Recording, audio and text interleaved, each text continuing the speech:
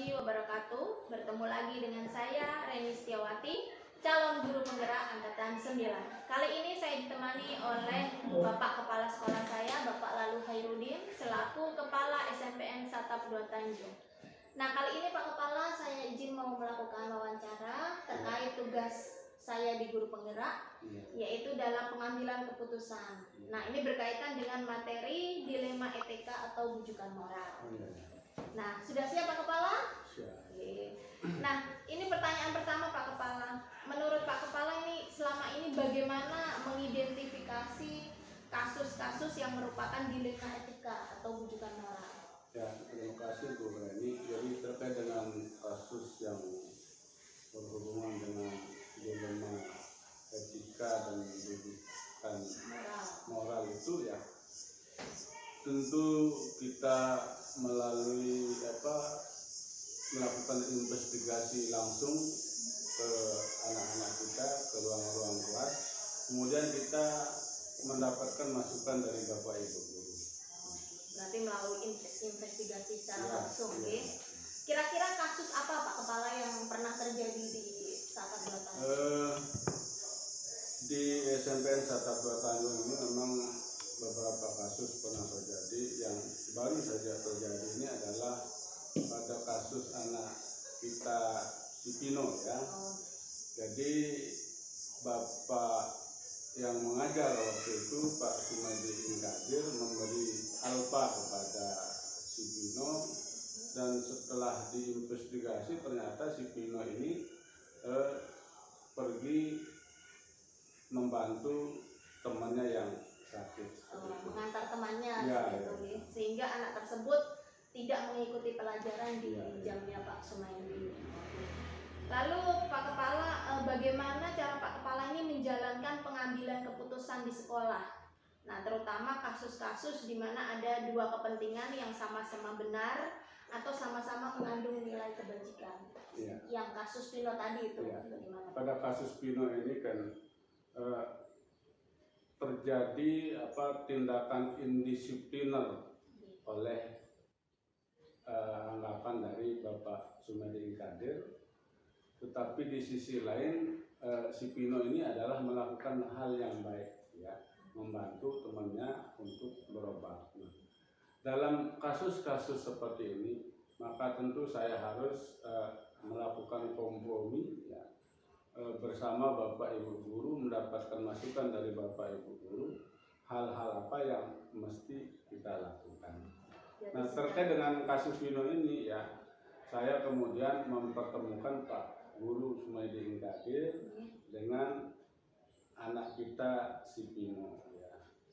Didudukkan bersama. Ya, didudukkan bersama. Kemudian si Pino ini terkait dengan tindakannya yang pergi tanpa informasi ya, meminta maaf kepada Pak Sumadi Inkadir ya Pak Guru ya. Kemudian Pak Sumadi Inkadir kita minta untuk tidak memberi alfa kepada anak yang bersangkutan, seperti itu ya.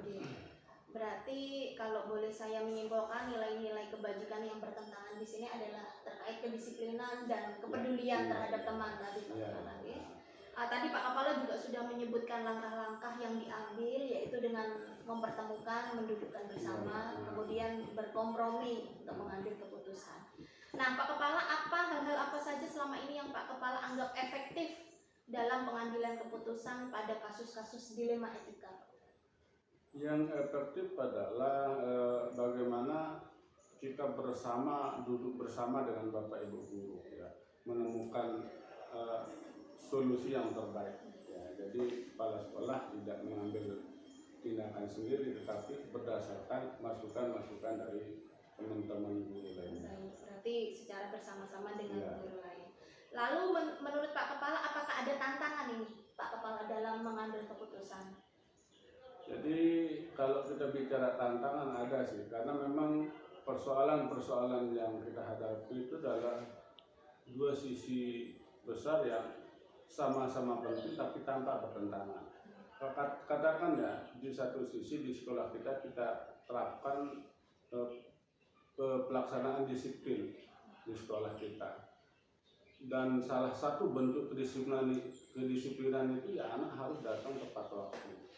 Tetapi pada sisi lain kemudian seperti kasus Pino tadi, dia ada kebetulan keperluan untuk membantu temannya yang sedang sakit. Jadi di situ seperti yang Ibu Reni sampaikan tadi, ada dilema pelaksanaan disiplin dengan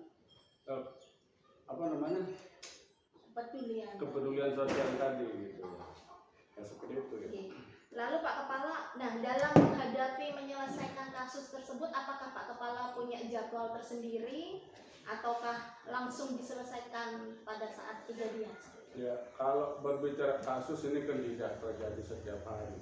Jadi ketika ada kasus kita langsung mengambil tindakan ya dan menyelesaikan hari itu juga. Berarti langsung setelah kejadian ini Pak Kepala. Lalu Pak Kepala, apakah punya seseorang atau faktor-faktor yang selama ini mempermudah Pak Kepala atau membantu dalam proses pengambilan keputusan-keputusan? Jadi keputusan yang saya ambil itu tidak lepas dari masukan-masukan dari Bapak Ibu juga warga sekolah lainnya. Sehingga ya, saya tidak merasa menemukan kesulitan. Jadi ada bantuan dari Bapak Ibu. Ya. Nah, lalu Pak Kepala, dari semua hal yang sudah kita sampaikan tadi ini, pembelajaran apa kira-kira yang dapat kita petik bersama gitu dari pengalaman-pengalaman saat mengambil keputusan?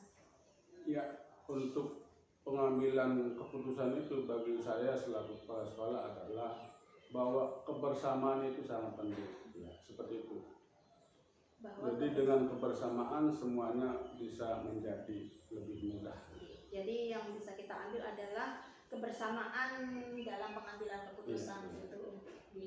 Dan nanti keputusan ini bisa kita jalankan secara bersama-sama seperti itu. Apalagi.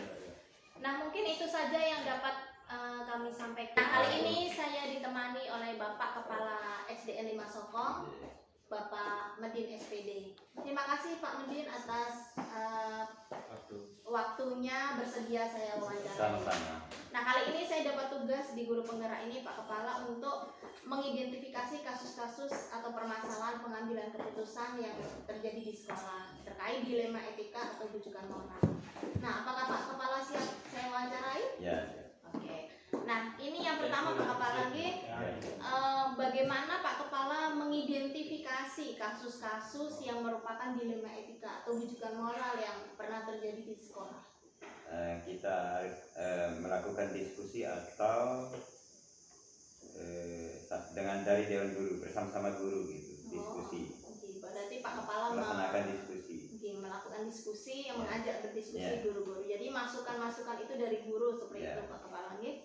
Nah, kemudian Pak Kepala bisa mencontohkan satu kasus yang pernah terjadi di SDN 5 Sokong, Pak Kepala? Anak yang tidak naik kelas karena di bawah KKM sehingga tidak dinaikkan kelas. Oh, berarti kebimbangan masih kebimbangan antara dinaikkan atau tidak karena nilainya di bawah KKM. Masih di bawah KKM. Nah, jadi waktu itu Pak Kepala pada saat apa rapat kenaikan kelas? Ya. Oh, oke. Terus akhirnya bagaimana Pak Kepala waktu itu? Rapat bersama Dewan Guru untuk memutuskan bagaimana anak tersebut dinaikkan atau tidak gitu karena nilainya di bawah KKM. Nah, bagaimana Pak Kepala ini menjalankan pengambilan keputusan di sekolah, terutama kasus-kasus yang dimana ada dua kepentingan yang sama-sama benar. Kalau saya lihat tadi kasusnya Pak Kepala lagi, anak yang nilainya di bawah KKM, sehingga bimbang antara dinaikkan atau tidak gitu Pak Kepala. Bagaimana Pak Kepala menjalankan pengambilan keputusan tersebut?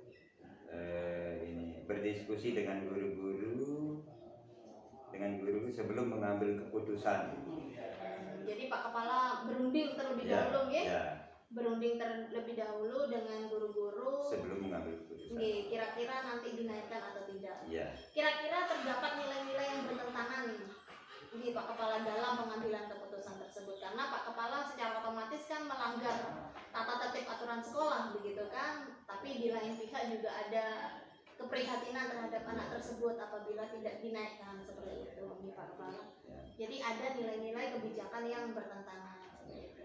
Nah, lalu langkah-langkah, kalau Pak Kepala boleh menyebutkan langkah-langkah pada saat menyelesaikan kasus anak tersebut gimana Pak? Langkah-langkah yang pertama itu rapat bersama Dewan Guru, itu yang pertama. Yang kedua, menentukan keputusan bersama. Berarti dengan keputusan itu diambil secara bersama-sama pada saat rapat, Ya. gitu Pak Kepala nih. Ya. Nah, lalu apa yang Pak Kepala anggap efektif dalam pengambilan keputusan pada kasus dilema ini? Bila keputusan diambil berdasarkan keputusan bersama, keputusan diambil secara bersama-sama.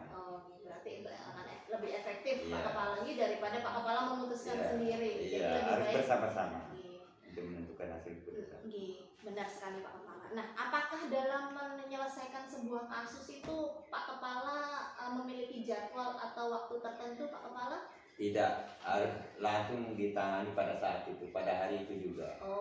Berarti ketika ada kasus Langsung diselesaikan pada hari langsung itu juga. diselesaikan pada saat itu juga. Terima kasih Pak Kepala nih. Lalu untuk prosedur yang dijalankan bagaimana dalam penyelesaian kasus tadi? Pak Kepala memanggil Ya, memanggil. kepada yang bersangkutan yang Ya. memiliki permasalahan. Kita panggil.